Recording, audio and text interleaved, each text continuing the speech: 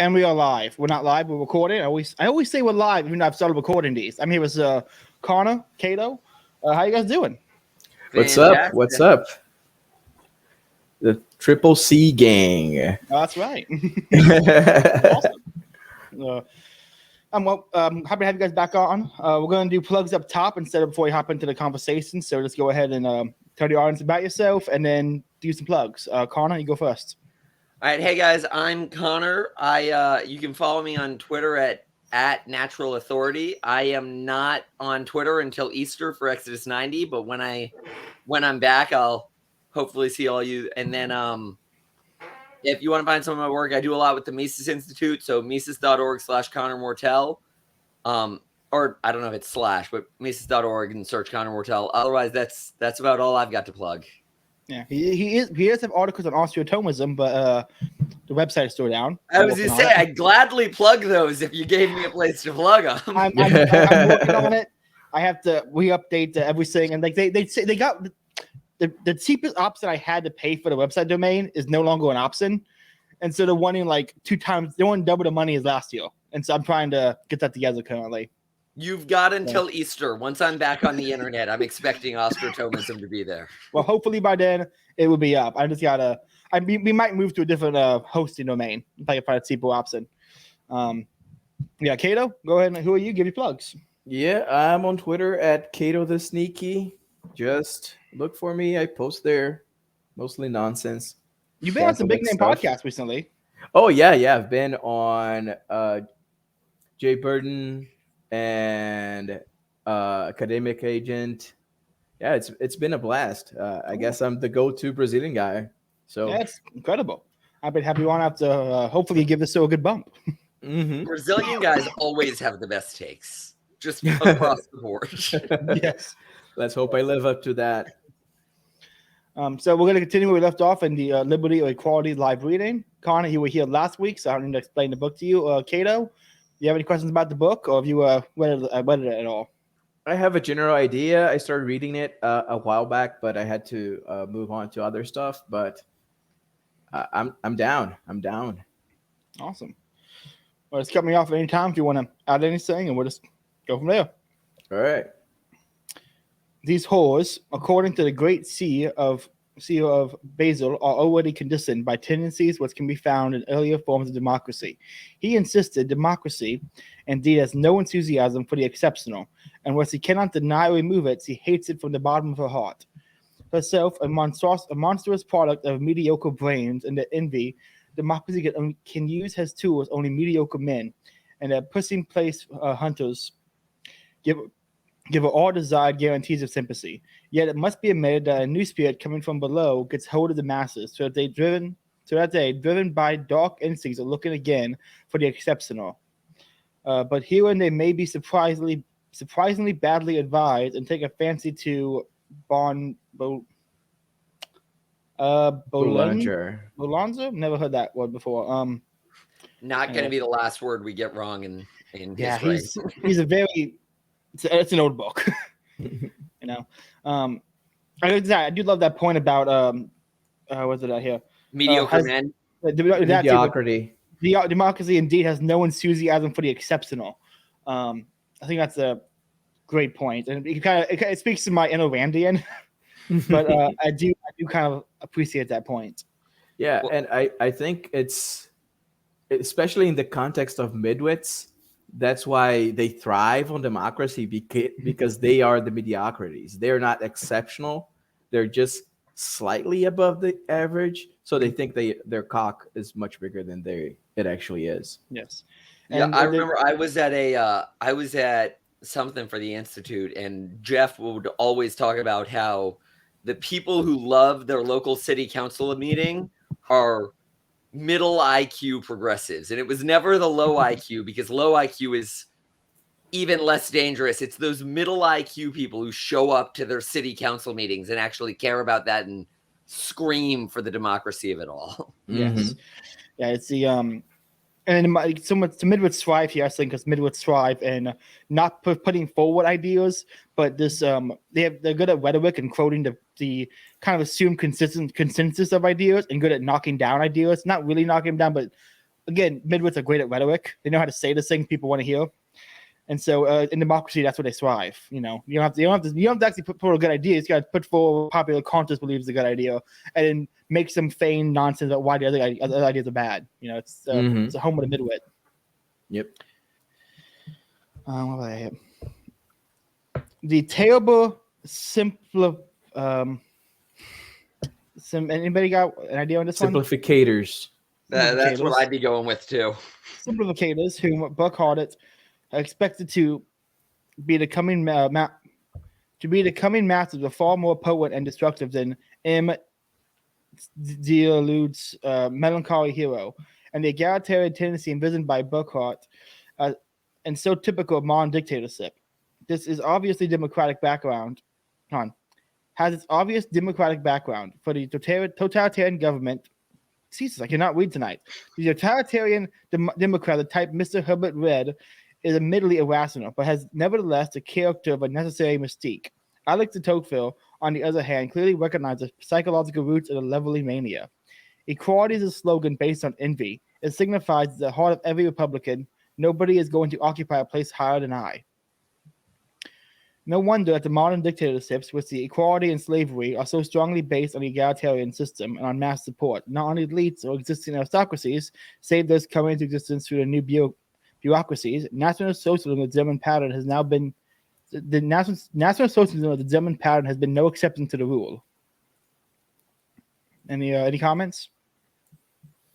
I think it just reiterates what we were just talking about the mediocrity and how because the midwits or those mediocre people, they know on a deep level that they're not what they think they are. So they want to bring everyone down to their level. So they feel like equality will bring those who are better than them to their level. I agree. Yeah, I got nothing to add except all the same stuff I was saying last week that I'm not even gonna try and say his name. EVKL is freaking awesome. That's my only two. He's just great. I love this. The compilation of quotes that he has gathered at a time before the internet is staggering. We talked about that the last time I was on, where it was like, it's just stunning. If you gave me an academic career just to read the books that he had to read, not even to analyze and write anything, just to read the books that he had to read to put this together, I don't think I could have done it. Yeah, it's different breed of intellectuals back then. You gonna say something, Cato? Or? No, I'm good. Thank you. Okay.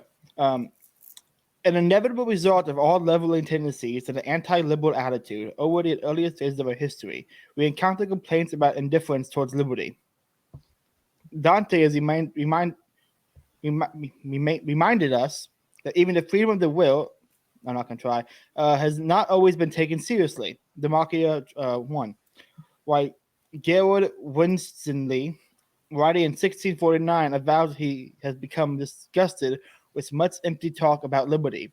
Yet these authors, being in a sense pre-democratic, have not fully faced the burning problem of the deep antagonism between liberty and equality, an antithesis to which we allude in the introduction, and which has been blissfully overlooked by the man in the street no less than by popular agitators and pamphleteers. The Naso Cortes had no illusions about the alternatives of equality, which has to be enforced, or liberty, which is by its very nature opposed to coercion. John C. Calhoun, the cast-iron man of the Southern states, was quite aware of this difficulty. He said, "There is another error, not less great and dangerous, usually associated with the one which has just been considered. I refer to the opinion that liberty and equality are so intimately united that liberty cannot be perfect without perfect equality." Modern thinkers go far beyond this careful understatement. They insist with varying degrees of emphasis on the fact that democracy and liberalism are two entirely different principles dealing with different problems. To practically all of these analysts who have seen the rise of the preliminary victories of contemporary totalitarianism, it was self-evident that this form of tyranny has its roots in the democratic, plebiscitarian, Missourian egalitarian, and not in the libertarian principle. Just writing about national socialism, a contemporary also remarked, True Hitlerism proclaimed itself as both true democracy and true socialism, and the terrible truth is that there is a grain of truth to such claims.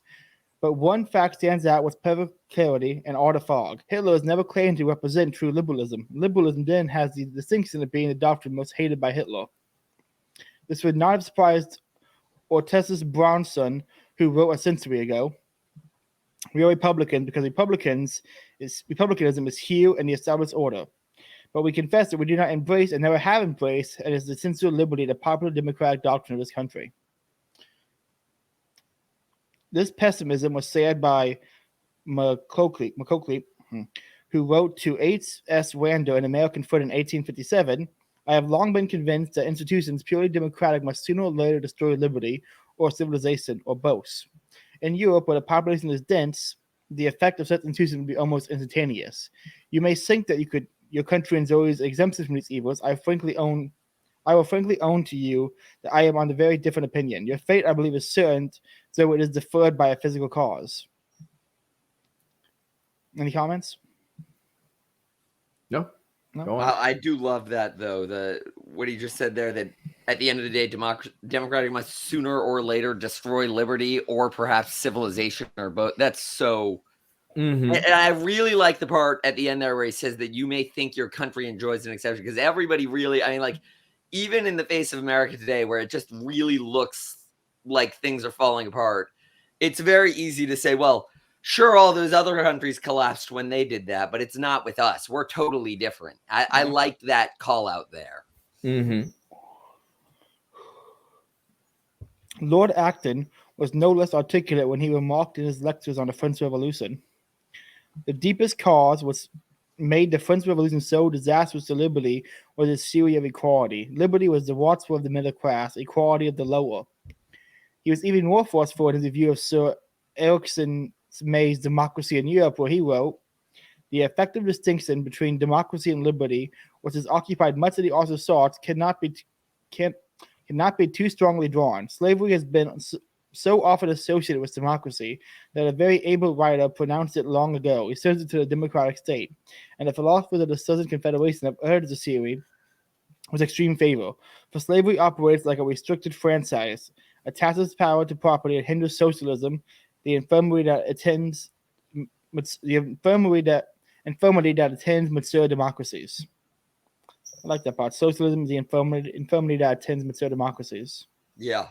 Doesn't Hoppe make that point that democracy is a low form of socialism and that it eventually leads to it? And it's impossible to see how that's not the case. Yeah, Hoppe calls it nothing but a soft variant of communism. There you go. That's what I. And they're both spot on with that. That's exactly what it is. Well, and on top of it, forget Hoppe and this guy's last name that I can't say. Leddihn. How do you say it? Leddihn. Leddihn. Okay. Erik von Leddihn. I mean, you can look to the socialists. I mean, every communist writer calls for democracy as the path. I mean, Lenin in State and Revolution wrote about it a bunch. That democracy is their path to socialism. Yeah. Even more insistent was William Lecky, whose judgment was correct, although his views seemed exaggerated in his contemporaries and at least premature to the generation succeeding him. He said, a tendency to democracy does not mean a tendency to parliamentarian government, or even a tendency towards greater liberty. On the contrary, strong arguments may be adduced. Adduced? That does not seem like a word, but adduced, both from history and from the nature of things. Just so democracy may often prove the direct opposite of liberty. In ancient Rome, the old aristocratic republic was gradually transformed into a democracy, and then passed speedily into an imperial despotism. In France, a corresponding change has more than once taken place. A despotism resting on a plebiscite. Thank you. Is a natural form of democracy as a republic, and some of the strongest democratic tendencies are distinctly adverse to liberty.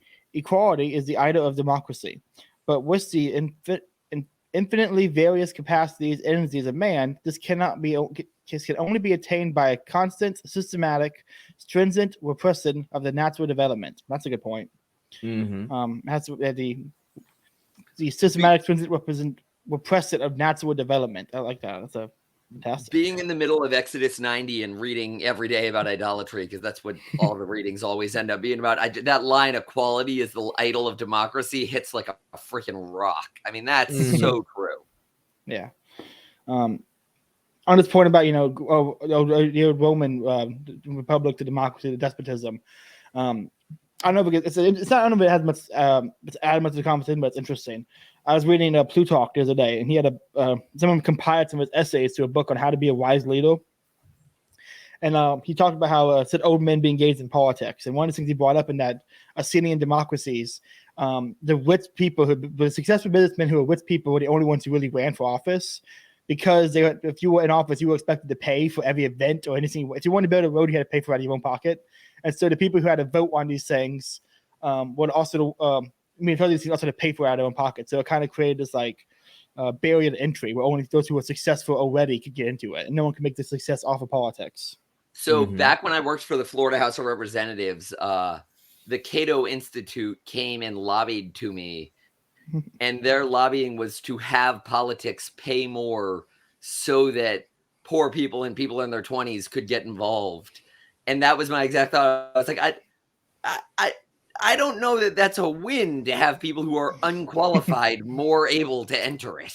Yeah, that's the problem with democracy. It's like, I remember I was arguing with a guy the other day about democracy, and his whole argument was, well, if it does mess up, it's the people's own fault that it messes up, but it's because they should be responsible for what happens in their own society around them. I'm like, see, whether idiots vote and mess up and then have, competent guys in charge. It's like, yeah. I'm like, okay, at least you're honest about it, but that just seems really stupid.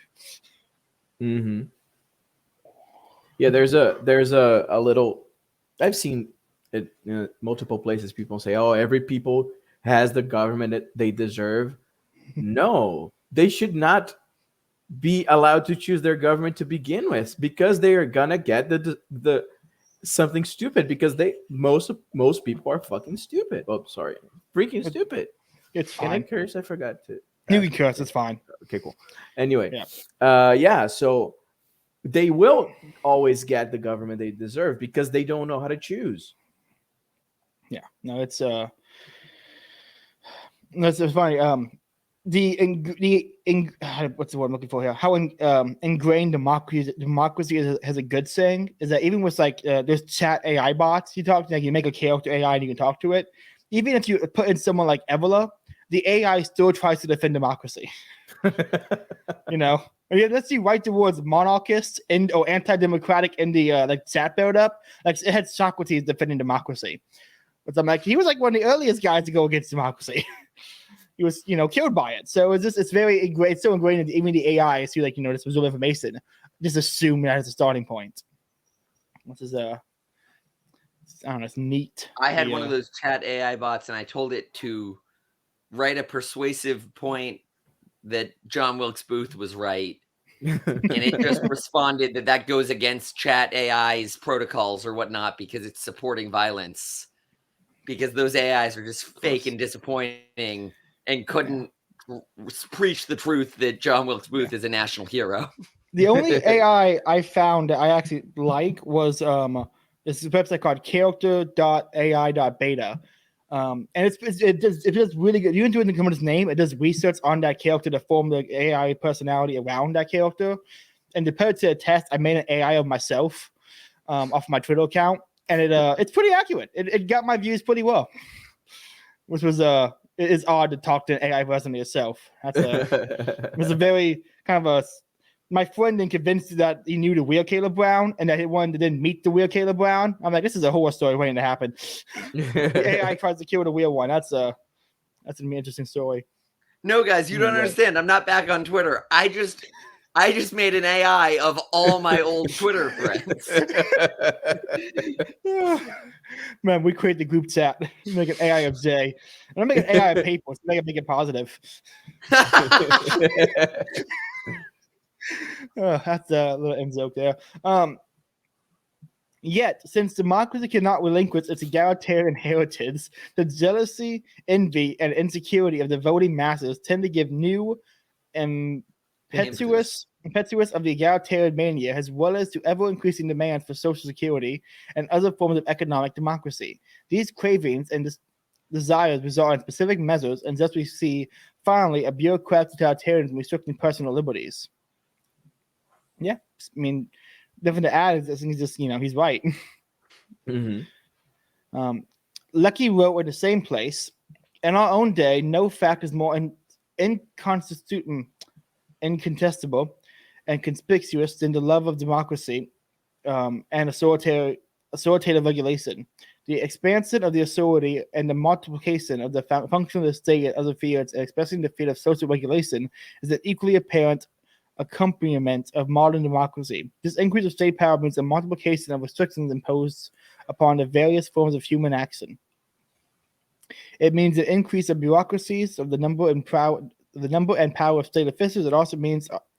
It means also a constant increase of taxation, which is in reality a constant restriction of liberty. Why P.J. Purdue? I can never know how to pronounce this guy's name. I never say his name right. It's Purdue or whatever it is.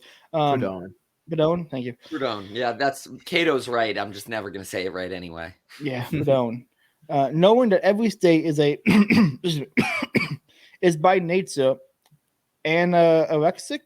It looks like anorexic almost, but I've never seen it with like a Annexionistic. Annexionistic. Yeah, that's Thank right. you, Cato. Yeah. How does the Brazilian know more English than I do? I fully believe that on both our parts. People who learned English as a second language actually know English. We're over here talking nonsense. I was teaching a kid contractions today, and it took us like 40 minutes, and he was not a young kid. I was like, how do you not know these? Probably shouldn't be bullying children on the podcast, but bully children IRL on the podcast deserve. on Twitter. We got always bully the kids. Bullied. Listen, they got rid of bullying in schools. Now it's the teacher's job. I closed the door. I'm like, all right, listen up, punk. I won't say that. Declared that democracy is the ideal of the state projected to infinity. Jacob Burckhardt formulated his ideas on the totalitarian tendencies of democracy in a more intuitive and poetic way.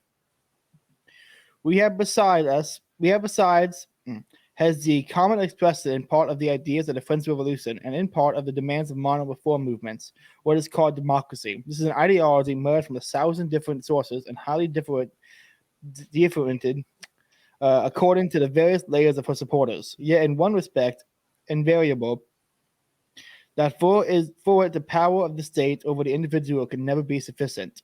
As a result, the boundary line between state and society are obliterated. Ooh, remember that one for a bit. That's a banger.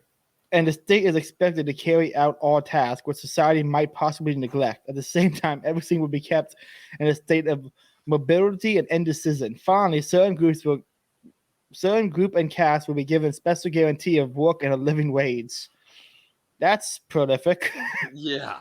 That's wow. So I do have to say, I know I'm supposed to hate the French Revolution with everything I believe, but I'm such a Napoleon fanboy that I just can't. It's not a takeout expected from me, Connor. I know that's not the right response. Unexpected one. I know I just can't. Ortest Brownson went even further when he wrote, democratic or democratically inclined governments are for the most part cruel and hard-hearted. Like corporations, they have no souls and are incapable of tenderness. I love that so much. He couldn't have even imagined the like corporations kills me because like you look at our democracy today and how intertwined it is. I love that he described it as like corporations. Mm-hmm. Yeah, it's good. There's so many names in here. I just want to like copy and paste for later. So like, I want to read that guy. I want to read that guy. You know, it's like it's a little anthology. This whole chapter is just an anthology of people. One side you really like, one side you really hate. It's a great chapter. I've been reading Saints lately, and I'm like, man, I wish I could go back to just reading Rothbard. There were so many less things to have to keep up with. These guys have been writing for so long. There's too much. Dude, I'm trying to read like Bonaventure, and it keeps referencing other saints and Augustine. And I'm like, I need to go back and read Augustine. Augustine references like the Church Fathers. I gotta read the Church Fathers. And it just keeps, the amount of people, like when Aquinas has this little sites at the bottom, like here's according to Augustine or the philosopher. I'm just writing down names at this point.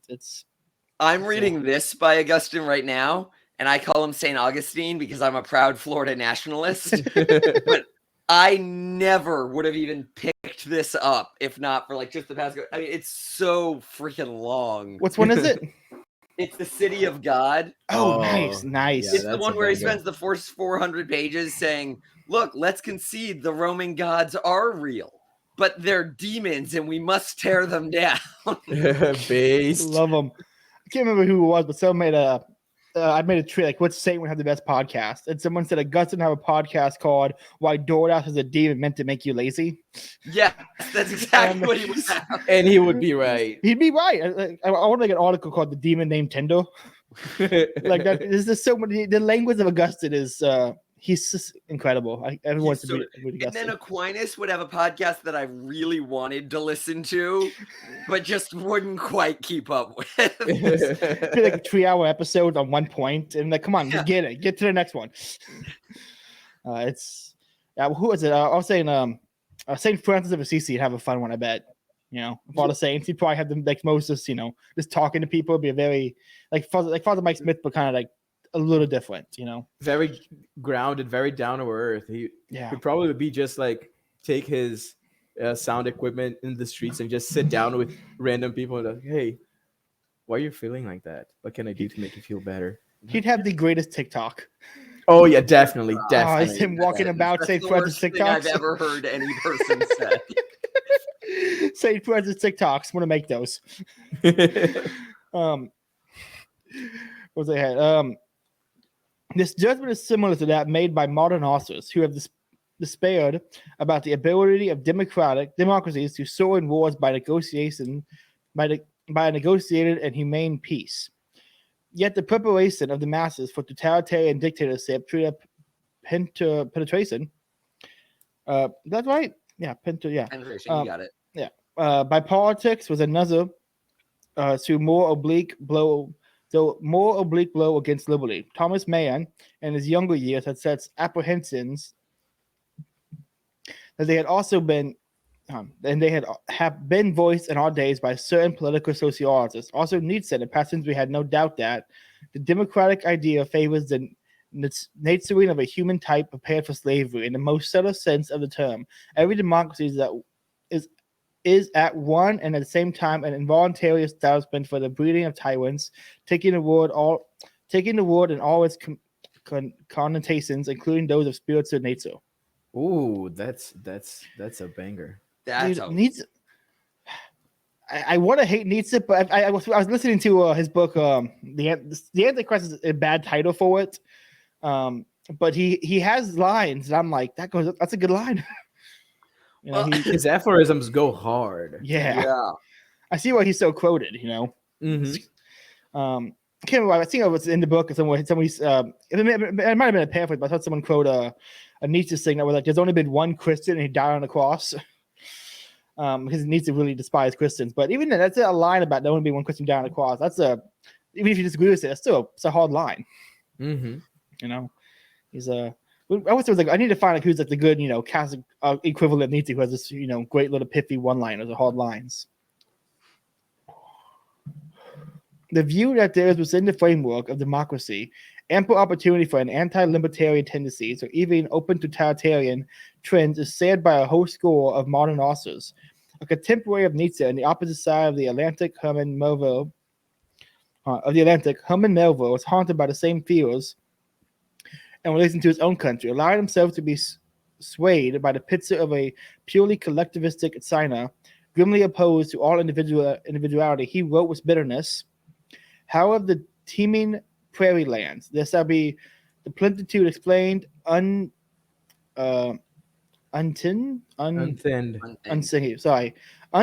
unread, myriads, plain pygmy parts, debased into equality, and get all and glut of all material arts, a civic barbarianism may be man, disennobled, brutalized by popular science, Asiaized into small matter, dead level of rank commonplace, an Anglo-Saxon synosy, may on your vast plains same the race in the dark ages of democracy. That's I don't feel like Wow. us three idiots have even the right to read Herman Melville. I mean, that was beautiful. that was wow. I'm gonna just copy that one for later. That was Herman Melville. I want to look into him some more. That was I have on that only point. read Moby Dick, but this is much better. Yeah. What was it here? A civic barbarians may be man disnobled, brutalized by popular science, ACS by into small matter. I mean, it's that one line right there. You know, it reminds me of a point Yaki was making in Imperium about Darwinism and Malthusianism led to the amortization of man. You know, this like civic barbarianism is just a great term to describe a lot. It's I'm gonna have to look into that. Describes society as it's become since he wrote this. Wow, that is. And the by popular science, I love. By popular science, atheized. That is just. Beautiful. So I teach at the school I went to as a kid, and one of my students told me that they were reading my old poetry that was somewhere around campus, like from some assignment I did. I was like, dear Lord, there is stuff like this in the world. Read anything except the garbage I wrote when I was 16. I mean, like, this is so incredible. Yeah, absolutely. This version is admittedly cultural rather than political, but neither to Melville, nor to John Stuart Mill, nor to de Tocqueville were the deeper interconnections hidden. Mill also became a victim of his misinterpretation of China, largely a visual error, but the analysis and permutation of this fervent serial conditional trend of the democratic values are as timely today as ever. He wrote, the modern regime of public opinion is an unorganized form in which the Chinese educational and political systems are organized. And unless individuality shall be able successfully to assert itself against the yoke of Europe, notwithstanding its noble ascendance and its professed Christianity, would tend to become another China. What is it that hitherto preserves Europe from this lot? What has made the European family of nations an improving instead of stationary proportion of mankind? Not any superior excellence in them, which when it exists has the effect, not the cause, and a remarkable diversity of character and culture. Mill then continued to analyze first the character and the effects of the element of diversity in the European scene, and after emphasizing the independence between diversity and freedom, he gave a short survey of all forces opposed to diversity in favoring equality and identity. And summing up, he wrote, damn, I cannot read tonight. And summing up, he wrote, the combination of all these causes forms so great a massive influence hostile to individuality that it is not easy to see how it can stand its ground. It will do so with increasing difficulty unless the intelligent part of the public can be made to feel its value. To see that it is good, there should be differences. To see that it is good, there should be differences. Even though not for the better, even though as it may appear to them, some should be for the worse. If the claims of individuality are ever to be asserted, the time is now. While much is still wanting to complete the enforced assimilation, it is only in the earliest stages that any stand can be successfully made against the encroachment. Sorry, my throat's going dry. Hold on. In these pages, Mill shows himself to be an unorthodox utilitarian of the egalitarian spadework of democracy. He seems to have been less conscious, quite unlike J.J. Beckthorn, the cultural anthropologist, a friend of Burckhardt, who could write, since the victory of anyone know this one? Lucerne. Thank you. Lucerne, the dogma of popular sovereignty and the omnipotence of democracy has become the practical basis of our public institutions. I don't doubt that this ideology is going to proceed to all, even its most extreme conclusions.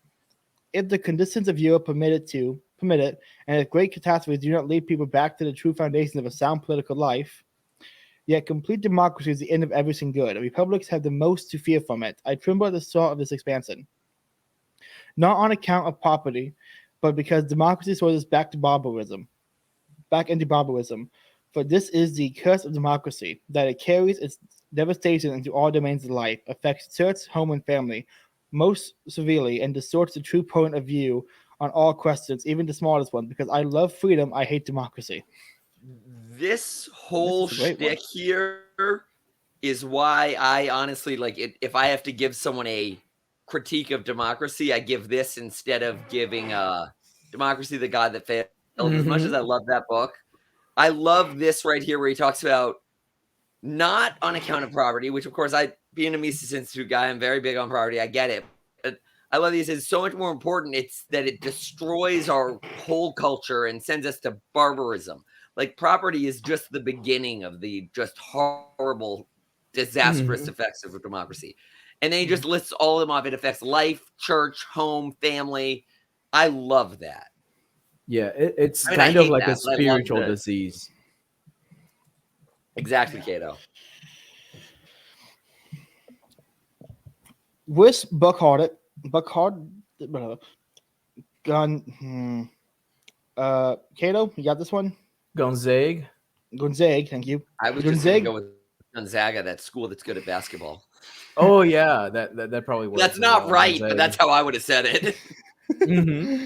Gonzague de Winard, and not to a certain extent, even with Emile and Dennis, the Rothmont backbone belonged to anti-democratic Swiss school. Yeah, there's so many names in here that is very, European. It's not in my I don't read a lot of European names. To also try to read like old, Plutarch, when you reference Greek or Roman names. I'm like, they're all Alcibiades. That's what I'm gonna go with. All right, what was I here? Swiss school, to which we might also add Oscar Beaufort, who was a Catholic like de Winard, but a convert. De Rothmont, a Calvinist and existentialist, is rather skeptical towards democratic claims and anti-democratic. His attitude is similar to that of the 19th century Jean H. Emile. This is a school of thought which places its emphasis on the person, on decentralization, on an organic continuity of tradition. Bachman's trend of thought, unlike Mill's, had a religious foundation. He was not so much afraid of the Enlightenment, of the egalitarian mania, as of the Vagaries. Sorry. Okay. Vagaries of the masses torn away from the moment of their face, destroying the liberties and a blind force of irrationality and emotional frenzy. It's a good line. I like him explaining the Calvinist is anti-democratic. It's like, yeah, the guy who believes that there's a special predestined elect is not for everyone getting the same vote. Excuse me. In Bachmann's allusion to his indifference towards Hab and Gut, i.e., property, we sense a hint of fear already expressed by Madison, who said in the letter to Zered Sparks that laws must be capable of protecting the rights of property against the spirit of democracy. A similar idea expressed in the Federalist Papers by the same author, and notwithstanding the Founding Fathers' identification of direct democracy, which democracy asserts, there are constant efforts made to instill the spirit of pure democracy into the political spectrum of the United States. Efforts which might easily lead to the results dreaded by James Madison, who found pure democracy incompatible with personal security or the rights of property. Federalist number 10.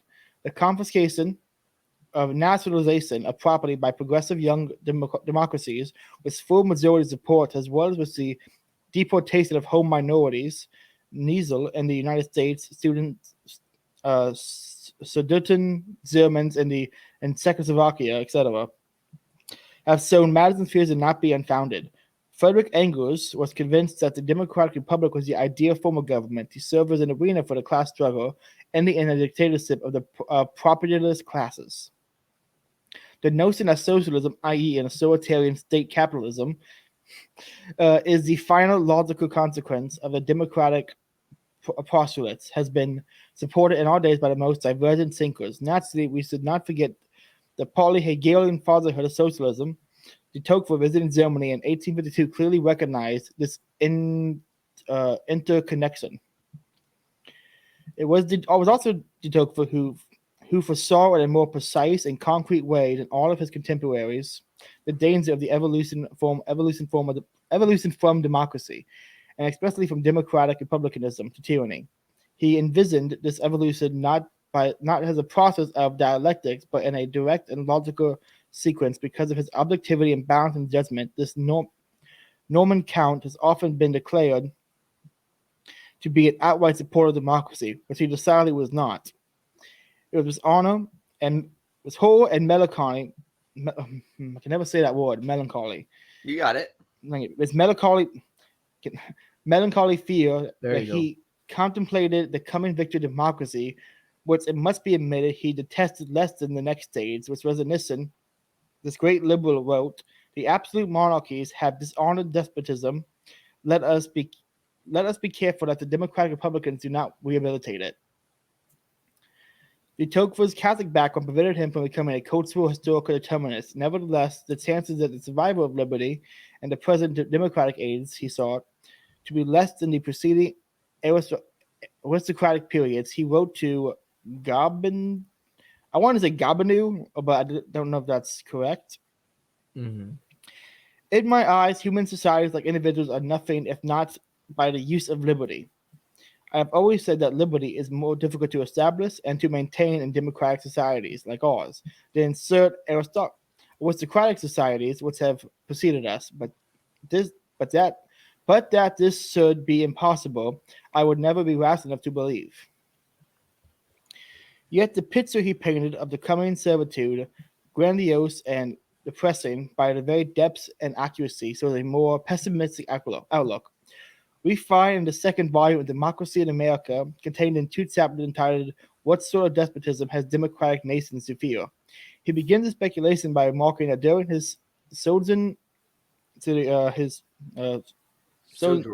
Sojourn, you got it right. Yeah, sojourn in the United States, 1871-32, and after his return to Europe, he was haunted by the specter of a new despotism, which would engulf the nations of Christendom. After analyzing tyranny and iniquity, he comes to the conclusion that in spite of all arbitrariness, brutality, and vindictiveness of despots and emperors, the totalitarian element was fairly absent. The natural and historical obstacles for a complete regulation of civic and political life over vast areas would have proved insurmountable. But these early despots, he remarks that tyranny rested very heavily on a few, but did not extend to a great number. It was focused on a few main objects and neglected the rest. It was violent but limited in scope. It seems to me that despotism, were established among the democratic nations of our days, would have different characteristics. It would be more extensive and more mild. It would degrade men without tormenting them. Ooh, that's a good one. Yeah, the point about it would degrade men without tormenting them is spot on. Do you guys would just talk for a minute? I'm gonna grab more water because all this breathing is make my throat hurt. All right. Yeah. Hang on. I'm actually gonna be the worst. Can I grab more water while you're pausing too? I think that probably be for the best. Yeah. Sorry. I'll be right back. Taking a break at the same time.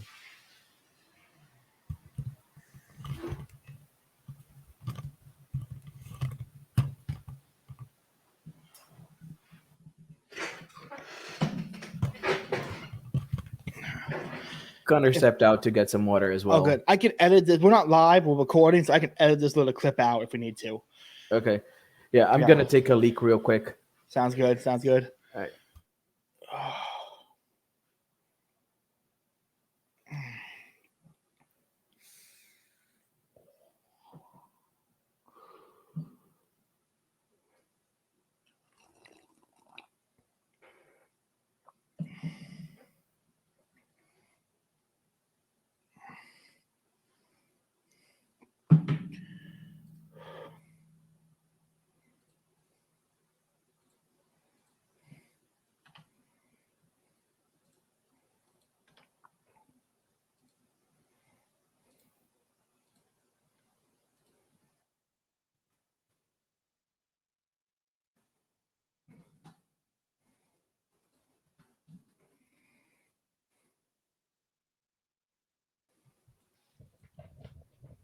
All right, I'm back. Cool. Perfect. Okay, yeah, we're gonna edit that little clip out because it was but yeah, I had talked to a lot of people at work today, so my throat's a little sore. I'll just read it. I gotta say one of the things with this book that's like kind of frustrating is that the PDF is not always the clearest. Like it's gonna be retyped soon. Mm-hmm. But there's a few words I'm like, I know that word, but the way it's like little parts of it are like missing because it was like a typewriter or something, is just making me question it a bit. I'm like, I'm pretty sure that's the right word, but I'm gonna just pause and think for a second. Mm-hmm. Honestly, after me doing some of the reading last time and me realizing, like in all our minds, we know all these words and we're great, and then all of a sudden, like when I was reading last time, I was stumbling over a few of them too. I'm like, I'm not gonna judge. I definitely had my stumbles. Yeah. Yep. So where were we at? We were at Let's go down. New York Hop here is your page. Yeah, that. Here it is. Okay, I wanted to just do a like hand in front of the camera so I know where to kind of add it back in.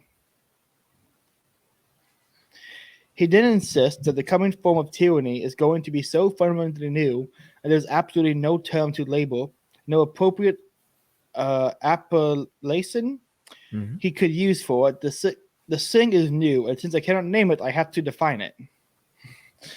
His descriptive analysis starts with a vision of masses of men alike and equal, attracted by small and vulgar pleasures. Yet, above this race of man stands an immense and tutelary, thank you, and tutelary power which takes upon itself alone to secure their gratifications and to watch over their fate. That power is absolute, minute, regular, provident, and mild. It would be like the authority of a parent if, like the authority, its object was to prepare men for manhood, but it seeks, on the contrary, to keep them in perpetual childhood. It is with content that is well content that the people should rejoice, provided they think of nothing but rejoicing. For their happiness, as his government willingly labors, but it chooses to be the sole agent and arbiter of that happiness. It provides for the security. For that security, proceeds and supplies the necessities, facilitates their pleasures, manages their principal concerns, directs their industry, regulates the descent of property, and subdivides their inheritances. And what remains but to spare them all care of sinking and all trouble of living. Like I said, I love this part here about the what was it here? If like that authority, its object was to prepare men for manhood, but it seeks, on the contrary, to keep them in perpetual childhood. I made a tweet the other day about the one of the unforeseen consequences of the materialist mindset and the worship of longevity has been the deification of use, and the byproduct of that has been the young adults and grown ass men who are looking for the lost inner child, always trying to recapture the joys of use, never moving on to actually being a man. Yeah, it's a perpetual state of arrested development. And one other thing that I've noticed on a few quotes before is that, like that one says, the power is absolute, minute, regular, provident, and mild. I think mild. It keeps talking about how it's not overwhelming. It's like a slow burn, something that is, you feel that is there, but it's not something that happens all of a sudden. It's not a revolution. It's not like a punch. It's like scratching until it bleeds. Yeah. No, it's this is the Tocqueville. I need to read the Tocqueville. He's been on my list for a while. He's always been on my list, and I've always put him off for someone else, but he's great. Dude, how has Ryan read more than Tocqueville than either of us? we gotta fix that. I cannot let this New York Irishman, be better than me. I'm Irish too, so I mean, I'll go out and read more just to have one more Irishman to be better than you. This is an accurate picture of the totalitarian state, only seemingly marred by the author's emphasis of the element of mildness. Here we have to bear in mind that brutality and cruelty in the totalitarian state are merely means to achieve specific ends. The vistas of the Tocquevilles relate to a peaceful evolution, over before degeneration. Yes. I'm talking about the tree earlier. I spent like 5 minutes trying to get my Google autocorrect to get that word correct. Degeneration. This is exactly the word he used to describe it. A slow process of interaction and decline, with men becoming gradually more like mice and states more like leviathans. That is fantastic. That's great. Wow.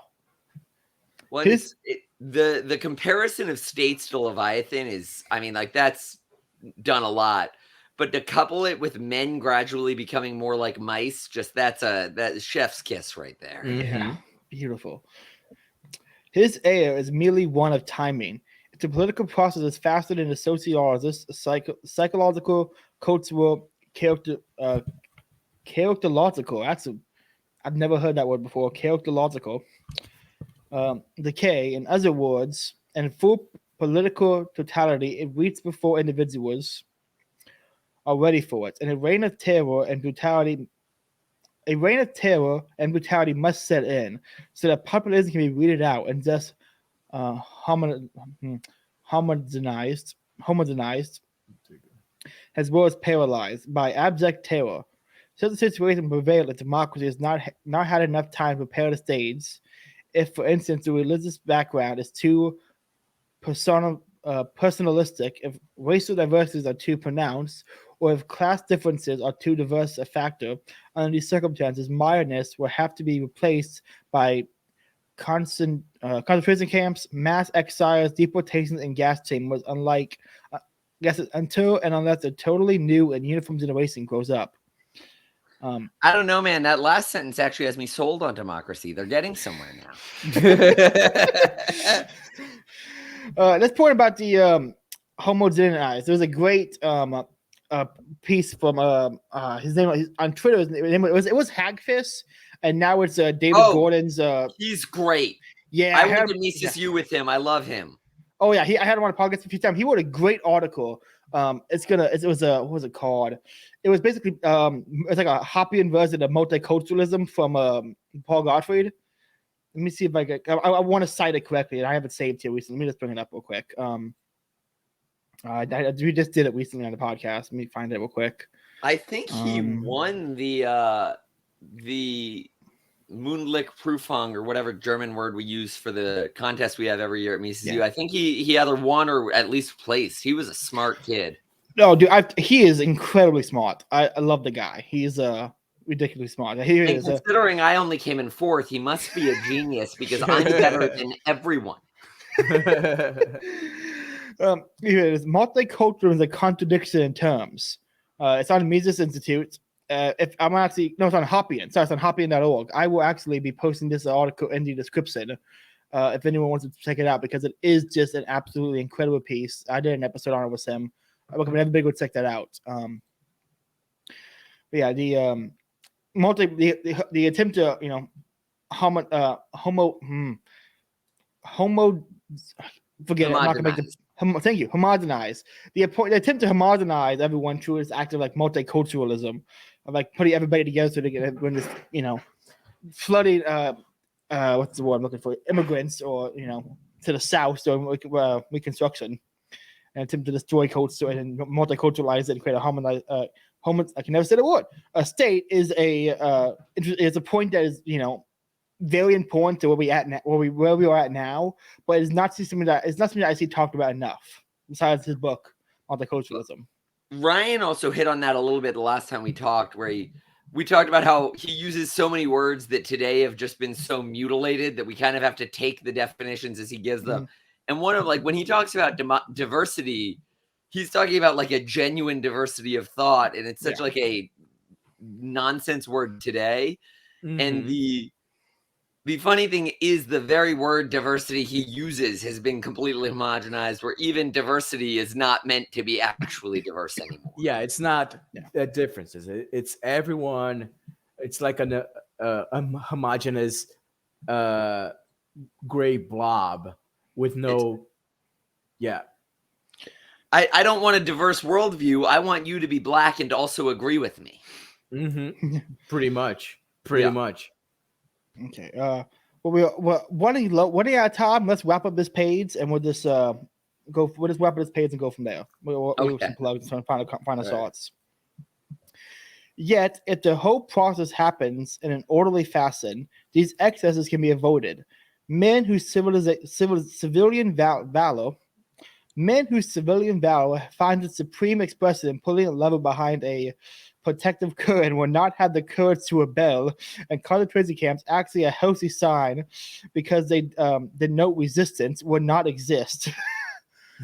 Oh, that's That reminds me a bunch of Kaczynski's "The Systems Need a Strike." yes, absolutely. Mhm. Like I don't know that de Tocqueville and Leddihn would really want me comparing him to Kaczynski, but like I'm reading that and I'm like, oh hey there, Ted. Wow. I never. Yeah, I'm gonna have to think about that one some more and maybe expand on that in some writing later, because that's a healthy sign resistance will not exist. Governmental paternalism will be acclaimed, and de Tocqueville remarks, the principle of equality has prepared men for these things. It has predisposed men to endure them, and oftentimes to look on them as benefits. So many writers in this book he found were just prolific for the time. Yeah, they were brilliant. He then continues to add a score of other details to the sordid picture, which sometimes reminds us of the democratic and at other times of the dictatorial government of our days. All also admits that the new tyranny not only might use libertarian slogans, but even be established in the saddle of the sovereignty of the people, torn between the surviving demand for liberty and the desire to be led. The masses are prone to make a compromise by electing masters who give them the illusion they are ruled by themselves. After all, it is at the end of this chapter, that he meditates on the results of a former government, which an elected had but an unbending absolutism in scope of its legislation and an execution of all regulations and laws. A constitution which would be republican in its head and ultra-monarchical in the other parts, it always seemed to me to be a monstrosity of short duration. These vices of the governors and the Imbecility. imbecility of the subjects would not fail to bring about its ruin. And the people, tired of its representation, tired of its representatives and of itself, would create freer institutions, or would soon give up and prostrate itself at the feet of a single master. How much is left? Let me just check to see how much is left here. This Yeah, never second mind. We're chapter not is a good long bit. Yeah, it's going to be at least 3 to 4 episodes. Yeah. This meditation is continued in the next chapter, where de Tocqueville insists again that the dangers of a new tyranny is at hand. Despotism appears to me peculiarly to be dreaded in democratic ages. I should have loved freedom, I believe, at all times, but at all times in which we live, I am ready to worship it. It is in the second volume of Democracy in America that de Tocqueville arrives at this pessimism. Or also confesses that the primary interest in his research and analysis was not the United States as a country, but democracy as such. America was only my frame of democracy was my subject. He found precisely the same phenomenon and developments in Europe, and this was the experience which largely promoted him to return to the scene, which forced him to deal with the cultural and political rather than the legal aspects of the rising democratic trend. The United States for ideal has a case history, not so much because Andrew Jackson had just risen to power when de Tocqueville visited the country, not even because the term democracy was then on everybody's lips, or because America has Leon Farrell. Cato, you want to try this one? Guillermo. You couldn't pay me to try and repeat that. I can't even. No. Guillermo. Yeah, Guillermo Ferrero. Yeah, that guy. Prematurely deceased son called it a magnifying mirror of Europe. But we think simply because recent developments in the United States were bound to stick out more clearly than in the old world. Europe and its manifold, transparent historical layers obscures the clarity of political phenomenon. After all, it is easier to read handwriting on a fresh sheet of paper than on a paper already covered with numerous notes. Okay, and that's where we're going to page 32. we got through 12 pages tonight. So that's pretty good. I'm gonna call it there. Man, we ended on the page Ryan said he wanted to get to last time. Well, It took a perfect. whole other podcast to get to that. Well, perfect. I'll have to get Wyatt on for the next one, and I'll have to get you and Kobe wants to join. So I'll have to get you, Connor. Kobe wants to join you for an episode, so I gotta get you guys back on again for this. I just want to talk to I'm Colby. I don't down. even care about doing the podcast. Oh yeah, He always got me. I need to chat with him. he's fantastic. He's the only person in our corner of the internet that cares about college football. I needed him. Any final thoughts on the book when we read? It's incredible how prescient everything is. The writing was on the wall 200 years ago. Well, almost 200 years ago. People were talking about it. Even Tocqueville, the Tocqueville that people talk about it all the time. And they seem to have not gotten what he was going on about. Yeah. And I can, as we were reading, I could see how the midwits being in power and it was inevitable, how anarcho-tyranny was inevitable, how about the total state, as Orrin McIntyre refers to it, is inevitable. How this, and it's crazy how the writing was on the wall and was like, yeah, let's just pretend that's not there. Yeah, it's unreal because you want to say that it doesn't seem inevitable, and I'm not going to pretend to be as smart as these guys. Had I been sitting around in the 1950s, I would not have said that this was inevitable. But even now, you look at it and you're like, everything they say came to fruition, and he was here saying it 70 years ago, and he's quoting people who said it 100+ years before him. I mean, it was the most brilliant men of the past several hundred years have been saying, or well more than 100 years, have been saying this forever. And here we are facing the consequences of our own actions and being shocked by it. Mm-hmm. Yeah, I'm super glad we're covering this. I look forward to getting out of this chapter when it's kind of, again, this has been a great chapter. But I look forward to getting to where he's talking more, his arguments that he's making and stuff, rather than because Leddihn is. I mean, Monarchy and Wars were my favorite articles or pieces ever written, and so I want to cover more, specifically Leddihn's points. And so I'm looking forward to where this podcast is going. It's gonna be a fun series. It's also probably going to be the entire year long, considering episode 3 and we're not even halfway to chapter 2. Yeah, it takes work to get through. Although I will say, when I read this, I read a good chunk of chapter 2 and then skipped ahead to the next chapter to get to more of his writing and came back to this at the end because I felt the same way. I was like, all these people are brilliant and I love these quotes. And I have just an entire notebook of quotes I wrote down off to the side. Yeah. But it is you are you're getting through it and you're just like, man, I think that second chapter goes from page 20 to page 80. And you're just like, man, I love this and all this is great, but I want to get to your contributions. Yes. All these chapters are great, but you were one too. Yeah. I know he's a chapter later. This is actually when I first heard about the book was on a Radlib stream. He had him and Ryan Thomims who talked about it. And he talked only about the first half because apparently the second half, they disagreed with the fact that he blamed Martin Luther for everything.